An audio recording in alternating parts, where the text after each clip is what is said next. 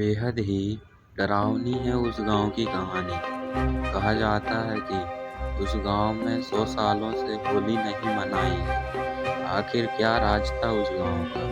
क्यों नहीं मनाया गया 100 सालों से होली? सुनेंगे तो आपके भी रोंगटे खड़े हो जाएंगे।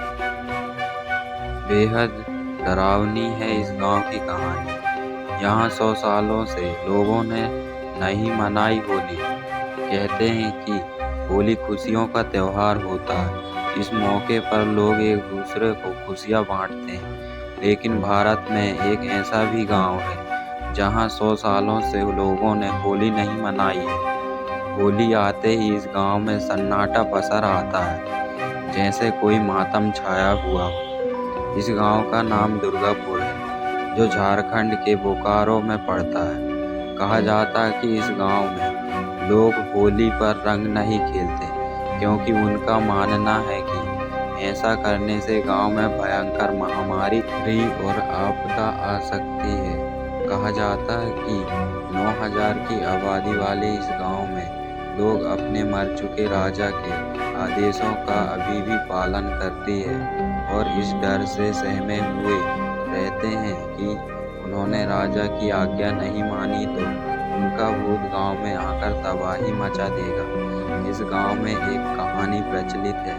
लोग कहते हैं कि 100 साल पहले दुर्गापुर नामक इस गांव में दुर्गा प्रसाद नाम के एक राजा का शासन था।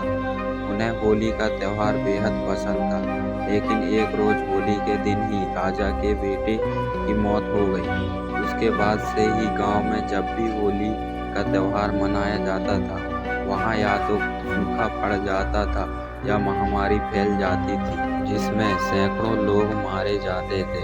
महामारी से तंग आकर राजा ने समस्त प्रजा को होली का त्योहार न मनाने का आदेश दे दिया। लेकिन कुछ सालों के बाद इत्तेफाक से उस राजा की भी मौत होली के दिन ही हो गई। उसके बाद से ही यहाँ होली का त्योहार न मनाने की एक परंपरा बन गई, जो अब तक चल रही है।